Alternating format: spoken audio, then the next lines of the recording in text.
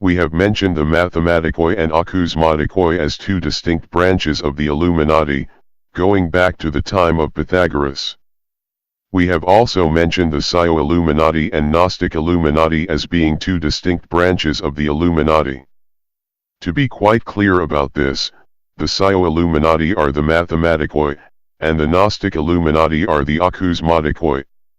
These are simply two different names for the same thing, with the names Mathematikoi and Akousmatikoi being the original Pythagorean Greek terms, and the names Scio-Illuminati and Gnostic-Illuminati being the more modern terms typically used by the Illuminati today.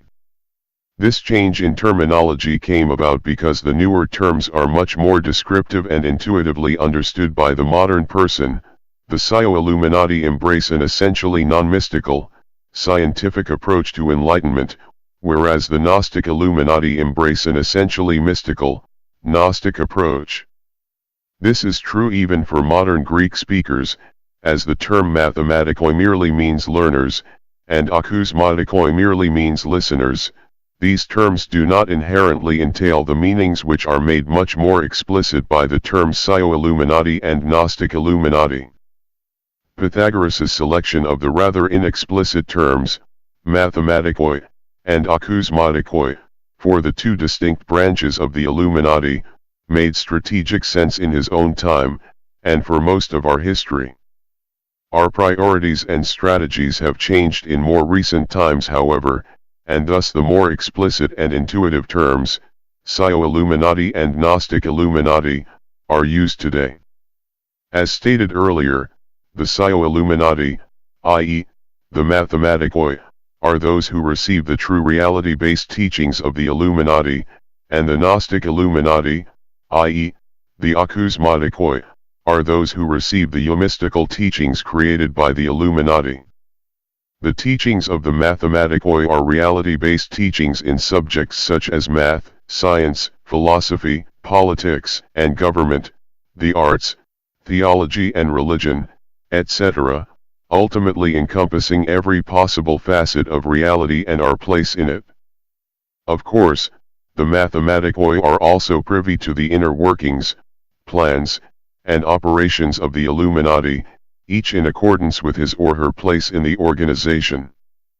Furthermore, it is also certain members of the Scio-Illuminati which are at the top of the hierarchy of the Gnostic-Illuminati, and who introduce the eumysticisms which are disseminated by the Gnostic-Illuminati.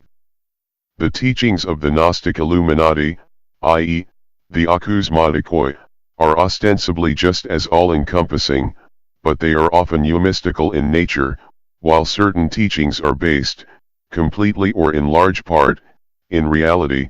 Many teachings are based in sound good, feel-good mysticisms which appeal to the mystical mind.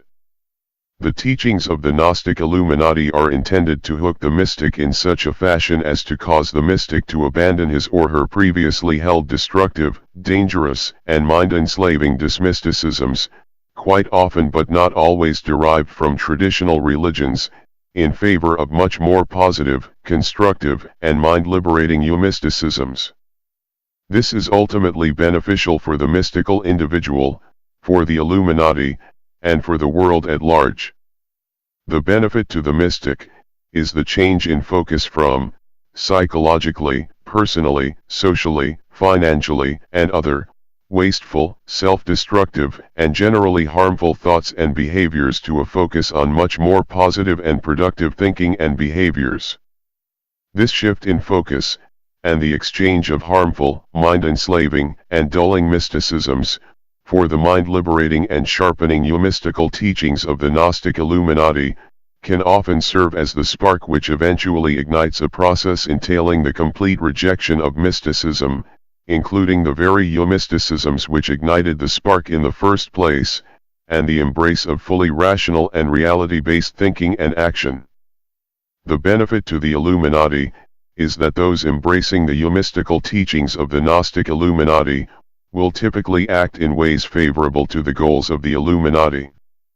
As mentioned, these eumysticisms often ultimately facilitate the complete rejection of all mysticism, and the concomitant embrace of fully reality-based, non-mystical thinking, those who do may then become eligible for membership into the Scio-Illuminati, the true leaders and strategists of the Illuminati. As members of the Scio-Illuminati, they would then be in a position to work more directly for the furtherance of the Illuminati's goals. The benefit to the world should be obvious. The more that individuals shift from harmful, destructive, mind-enslaving, and dulling modes of thought and action, to positive, productive, mind-freeing and sharpening modes of thought and action, the more benefit will they then be to society at large. This benefit is increased further, the more that individuals move away from any sort of mysticism at all, including those of the Gnostic-Illuminati, to fully embracing reality-based, rational thought and action. The more such individuals are identified and recruited into the Illuminati, and the Scio-Illuminati in particular, the greater the ability of the Illuminati to pursue and achieve its goals. As the goals of the Illuminati involve the creation of a world free from mysticism and oppressive authoritarianism, a world of true enlightenment and the maximum realization of human potential, all the world will ultimately benefit.